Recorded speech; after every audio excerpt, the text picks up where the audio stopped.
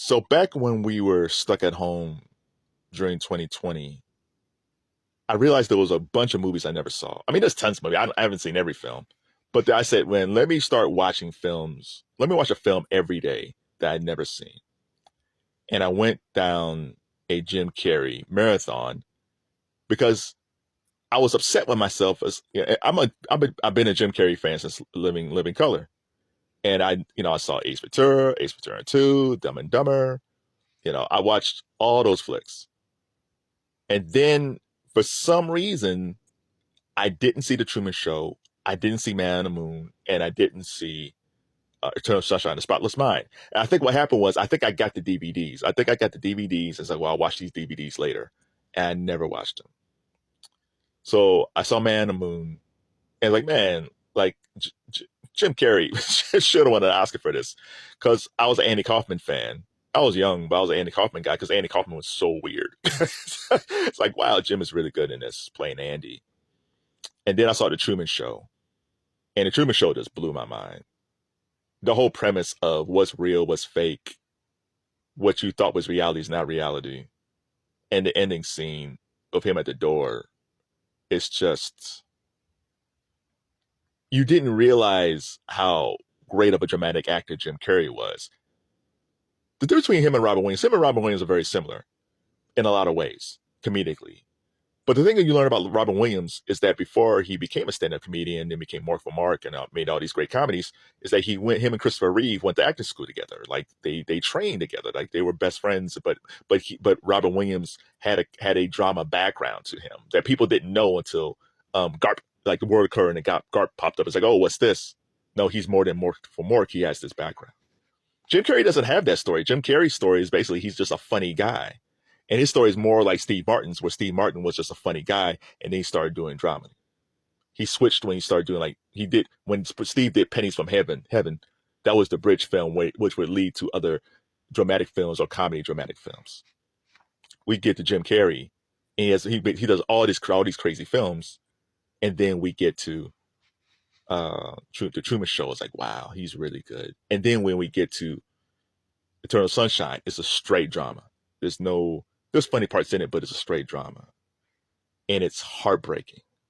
And I've always said my favorite love movie of all time is Love Jones. And, you got Harry Met Sally in there, and The Way We Were, Robert Redford and Barbara Streisand.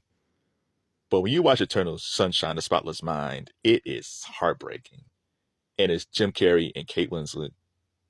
And you forget, we kind of underrate Kate Winslet. Like, when one of these days she'll get a Cecil B. DeMille Award, or she'll start getting like Lifetime Achievement Awards, because I think we've underrated her artistry as an actress. But when we see this film, and it's heartbreaking because what if there like a machine that can wipe out your memory of a relationship? Like, even if you're in a bad relationship, like terrible relationships where it's horrific, I totally understand it. But if it wasn't really that bad, but they zapped you anyway, there was issues and problems there, but it wasn't that horrific. But you zap your memory, and now the other person that loves you, is trying to convey to you, we love each other, even though there were issues in their relationship. It wasn't peaches and cream, but there were problems there, but there was love there. How do you convince this person to fall in love with you again? It's the craziest movie. It's a beautiful movie. The cinematography is amazing, and Jim Carrey is not funny. I mean, like, again, he's humorous in it, but he's not trying to be funny. He's straight dramatic and sad and lovelorn. Eternal Sunshine of the Spotless Mind is just probably one of the most underrated films of this century. And the century's kind of young, right? We're still, 24 years in. So many more films got to go. But I think when they start ranking like the best films of the 21st century, I do think Eternal Sunshine of the Spotless Mind falls into it, just from the story of it, the cinematography of it, the acting of it, and the fact that Jim Carrey and Kate Winslet didn't win Oscars for this. I have to go back and see what actually won that year. Is crazy to me. So if you saw Eternal Sunshine of the Spotless Mind, what do you think of it? What do you think? What was Jim Carrey's best role, best dramatic role? If you had to choose between, if you had to give Jim Carrey the Oscar between Man on the Moon, Eternal Sunshine, or The Truman Show, which one would you give it to? What do you think is Kate Winslet's best performance? Because a lot of times I think when people think of Kate Winslet, they always go to Titanic. But this is almost like the opposite of Titanic, where it's almost like a love story, a lost love story.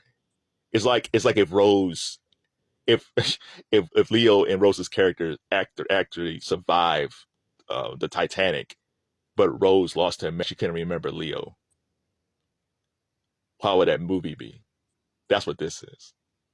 So shout out to Jim Carrey, shout out to Kate Winslet, shout out to the director of Eternal Sunshine of Spotless Mind, and shout out to Ariana Grande, whose new album was called Eternal Sunshine. I don't know if it's a ode to this film or not, but it's a crazy title for a beautiful film.